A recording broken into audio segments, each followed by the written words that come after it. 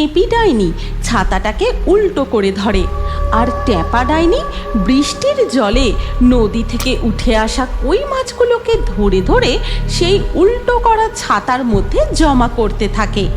দেখতে দেখতে ছাতাটা একেবারে কই মাছে ভরে যায়। অনেক দিন আগেকার কথা, ডাইনিপুর নামে এক গ্রামে ট্যাপা আর টেপি নামের দুই ডাইনি জঙ্গলের মধ্যে নদীর ধারে একটা পোড়ো কুঁড়ে ঘরে বসবাস করত। ট্যাপা ডাইনি ছিল খুবই পেটুক, সে খেতে খুবই ভালোবাসত। আর টেপি ডাইনি ছিল বিয়ে পাগল, বিয়ে করার তার খুব শখ। আয়নার সামনে বসে নতুন বউদের মতো ঘোমটা টেনে সাজুগুজু করে কোনো লাভ নেই। আমার খুব জোরে খিদে পেয়েছে, বাইরে ঝমঝম করে বৃষ্টি পড়ছে। এখন আমি কি খাবো? সারাদিন শুধু খাবার কথা। আমাকে দেখি বলো তো, বউয়ের সাজে আমাকে কেমন লাগছে?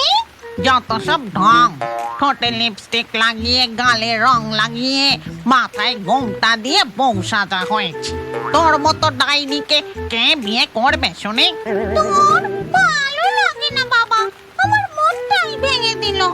চলো বাইরে গিয়ে দেখি তোমার জন্য কিছু খাবার জোগাড় করতে পারি কিনা। এই কথা বলে ট্যাপা ও টেপি ডাইনি তাদের কুঁড়ে ঘর থেকে বেরিয়ে হাঁটতে হাঁটতে পাশের গ্রামে যাওয়ার ওই পথের ধারে গিয়ে দাঁড়ায়। এবার তর করে এই গাছে চড়ে যা দেখি। আজও তুই এই একই কাজ করবি? আমার ভালো লাগে না ওই সব করতে। আরে ভূত প্রেত ডাইনিদের তো এটাই প্রধান কাজ, আমাদের এই করেই যে পেট চালাতে হয়। নে এবার গাছে উঠে পড়। ঠিক আছে। এরপর ট্যাপা ও টেপি ডাইনি রাস্তার পাশে একটি গাছের উপর উঠে পা ঝুলিয়ে বসে পড়ে। তারপর, ওই রে টেপি, রাস্তা দিয়ে তো কেউই আসছে না। আমার খুব জোরে খিদে পেয়েছে, পেট গুড়গুড় করছে। একটু ধৈর্য রাখ, এত অধৈর্য হলে চলবে? তুই রাস্তার উপর থেকে নজর সরাসনি। এমনিতেই তো পাশের গ্রামের লোকেরা ডাইনিপুরের রাস্তা একেবারে দৌড়ে ছুটে পার করে পালায়। এক্ষুনি কেউ হাতছাড়া হয়ে যাবে। এরপর আরো বেশ কিছুক্ষণ কেটে যায়, কিন্তু বৃষ্টি থামার কোনো নামই নেই। এমন সময় টেপি ডাইনি সেই রাস্তা ধরে দূর থেকে কাউকে একটা আসতে দেখে। ট্যাপা ডাইনি, আওয়াজ করিস না, এদিকে কেউ একজন আসছে। চুপ চুপ, একদম চুপ। দেখা যায় সেই পথ ধরে পাশের গ্রামের পাঁচু নাপিত মেয়ের বিয়ের পাকা কথা বলে ফিরছে। মনটা তার খুব খুশি, কিন্তু ডাইনিপুরের এই পোড়ো রাস্তাটা পার হতে তার বুক ঢিপ ঢিপ করছে। বাপরে বাপ, এই ঘন জঙ্গলের রাস্তাটা পার করতে পারলে বাঁচি। রাম রাম রাম রাম, ভূত আমার ভূত, পেতনি আমার ঝি। দেখ টেপি, ওই লোকটা হাতে কালো মতো কি একটা ধরে আছে। মুখটা ভালো করে দেখতেই পাচ্ছি না। চল চল, আজ ওকে হাতছাড়া করা যাবে না। আমার পেটে তো ইঁদুর দৌড়াচ্ছে। হ্যাঁ চল, লোকটাকে দেখে তো বেশ নাদুস নুদুস আর ভালো মানুষ মনে হচ্ছে। কে জানে, হয়তো ও অবিবাহিত। আমার বিয়ের শখ আবার জেগে উঠছে। চল আগে গিয়ে ধরি ওকে, যদিও আমাকে পছন্দ করে ফেলে। এই কথা বলেই দুই ডাইনি গাছ থেকে নেমে পড়ে। তারপর হেঁটে পাঁচু নাপিতের সামনে গিয়ে দাঁড়ায়। পাঁচু তার সামনে দুই বিচ্ছিরি চেহারার ডাইনি দেখে তার হাত পা কাঁপতে শুরু করে। কোথায় যাস রে বাপু? তোর কাছে কি খাবার আছে? তাড়াতাড়ি বের কর, আমার খুব খিদে পেয়েছে। আহা, লোকটাকে অমন ভয় দেখাচ্ছিস কেন? আচ্ছা শোনো না, তোমার কি বিয়ে হয়ে গেছে? যদি না হয়ে থাকে তবে আমাকে বিয়ে করবে। আমি কিন্তু খুব ভালো রান্না করতে পারি, তোমার যত্নের কোনো ত্রুটি হবে না। আমার পথ ছাড়ো, আমি বাড়ি যাব। আমি এক গরিব নাপিত, মেয়ের বিয়ের পাকা কথা বলে ঘরে ফিরছি। আমার কাছে কোনো খাবার নেই গো। আমি আমি তো বিবাহিত, ঘরে একটা বউ আছে। হ্যাঁ, এ তুই কি বলিস? খাবার নেই? তাহলে আমাদের পেট ভরবে কি করে? দাঁড়া তবে। এই বলে ট্যাপা ডাইনি যেই না লম্বা নখওয়ালা হাত বাড়িয়ে পাঁচুকে ধরতে যায়। ওরে বাবা রে, ভূত আমার ভূত, পেতনি আমার ঝি, রাম লক্ষণ সঙ্গে আছে, ভয়টা আমার কি। দেখি তুমি তো মহা পাজি লোক, ঘরে বউ আছে বললে আমার বলছো পেতনি তোমার ঝি। ব্যাপারটা কি গো? পাঁচু নাপে সুযোগ পেতেই হাতের ছাতাটা সেখানেই ফেলে মারে এক দৌড়। বৃষ্টির মধ্যে কাদায় পিছলে গিয়েও সে কোনো দিকে না তাকিয়ে সোজা নিজের গ্রামের দিকে দৌড়তে থাকে। আরে আরে, লোকটা তো পালিয়ে গেল। আরে কালো মতো জিনিসটা ফেলে গেল কেন? এই কথা বলে ক্ষুধার্ত ট্যাপা ডাইনি ছাতাটা হাতে তুলে নিয়ে, এটা আবার কি জিনিস রে? এটা কি খাওয়া যায়? দাঁড়া তো, একটু কামড়ে দেখি। তারপর ট্যাপা ডাইনি ছাতার বাঁটে একটা জোরে কামড় দিতেই সে মুখ বেঁকিয়ে বলে, ও হো হো হো, বড্ড শক্ত, একদম স্বাদ নেই। ছ্যা, ছ্যা। আরে বোকা, এটা তো ছাতা, কোনো খাবার জিনিস নয়। কিন্তু এটা দিয়ে আমরা কি করব? ধর, ভালো লাগে না, কিছুই খাবার পেলাম না। চল এটা নিয়ে নদীর ধারেই যাই, এখানে দাঁড়িয়ে থেকে তো লাভ নেই। আজ আর মনে হয় কেউ এই পথে আসবে না। এরপর ট্যাপা আর টেপি ডাইনি সেই ছাতাটা নিয়ে জঙ্গলের ভেতর দিয়ে নদীর ধারে যায়।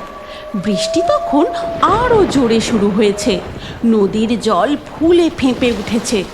আর সেই বৃষ্টির জলে নদী থেকে লাফিয়ে লাফিয়ে কই মাছের দল পাড়ে উঠে আসছে। ওরে ট্যাপি, দেখ দেখ, নদী থেকে ওগুলো কি লাফিয়ে লাফিয়ে ডাঙায় উঠছে রে। আরে ওগুলো তো কই মাছ, বৃষ্টির নতুন জল পেয়ে নদী থেকে সব ডাঙায় উঠে আসছে। ওরে বাবা, আজ তো আমার দারুণ পেট পুজো হবে। কত কই মাছ, কিন্তু এগুলো ধরে রাখবো কিসে? কোচরের ভেতরে রাখলে যে কই মাছে কাঁটা মারবে। আরে আমাদের কাছে ওই নাপিতটার এই ছাতাটা আছে, এটাকেই উল্টো করে ধর, এটাই গামলার মতো হয়ে যাবে। আর এর মধ্যেই মাছগুলোকে ধরে ধরে রাখি। যেমন ভাবা তেমন কাজ। টেপি ডাইনি ছাতাটাকে উল্টো করে ধরে, আর ট্যাপা ডাইনি বৃষ্টির জলে নদী থেকে উঠে আসা কই মাছগুলোকে ধরে ধরে সেই উল্টো করা ছাতার মধ্যে জমা করতে থাকে। দেখতে দেখতে ছাতাটা এক্কেবারে কই মাছে ভরে যায়। আহা, গরম গরম কই মাছ ভাজা আর নুন লেবু দিয়ে ভাত ভেবেই আমার মুখে জল চলে আসছে।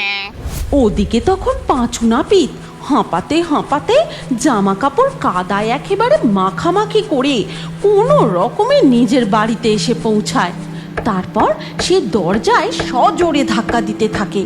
তার বউ ললিতা দরজা খুলে বলে, এ কি গো, এ তোমার কি দশা হয়েছে? কাদায় যে একেবারে ভূত হয়ে গেছো, আর তোমার ছাতাই বা কোথায়? আর ছাতা, আজ যে কিভাবে বেঁচে ফিরেছি সে আমিই জানি। একটু জল দাও দেখি আগে। পাঁচু তাদের ঘরের দাওয়ায় বসে পড়ে। তারপর তার বউকে সমস্ত ঘটনা বলতে থাকে।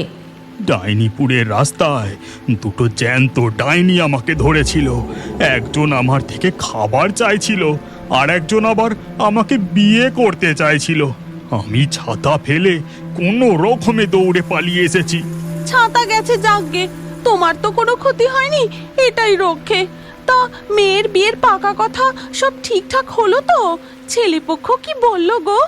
পাঁচু নাপিত একটু ধাতস্থ হয়ে গামছায় মুখ মুছতে মুছতে বলে, হ্যাঁ হ্যাঁ, পাকা কথা হয়ে গেছে। ছেলেপক্ষ খুব ভালো, তারা আশীর্বাদ করে মেয়ের জন্য একটা সোনার আংটি পাঠিয়েছে। দাঁড়াও, এক্ষুনি দেখাচ্ছি। এই কথা বলে পাঁচু তার পকেটে হাত দিতেই তার মুখ এক্কেবারে শুকিয়ে যায়। কি হলো? পকেটে হাত দিয়ে অমন পুতুলের মতো চুপ করে গেলে যে? আংটিটা দাও দেখি কেমন। ও ললিতা, সর্বনাশ হয়ে গেছে। আংটিটা পকেটে নেই। মনে হয় পালানোর সময় তাড়াহুড়োতে আংটিটাও পকেট থেকে পড়ে গেছে। হায় হায় হায়, এখন আমি কি করি? ওখানে যে খুঁজতেও আর যেতে পারবো না।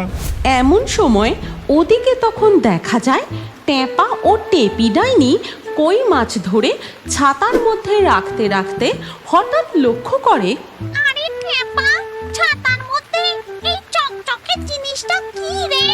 আমি অত শত জানি না, তুই মাছগুলো নিয়ে চল তাড়াতাড়ি, আমার খুব খিদে পেয়েছে। টেপি ডাইনি ওই চকচকে জিনিসটা তুলে ভালো করে দেখতে থাকে। তারপর আনন্দে, আরে না না, এটা তো একটা সোনার আংটি, ঠিক যেমন মানুষের বিয়েতে দেয়। আমি এর আগেও দেখেছি। তার মানে ব্যাপারটা বুঝেছিস টেপা? কি ব্যাপার? খুলে বল দেখি। মনে এক কথা আর মুখে এক কথা।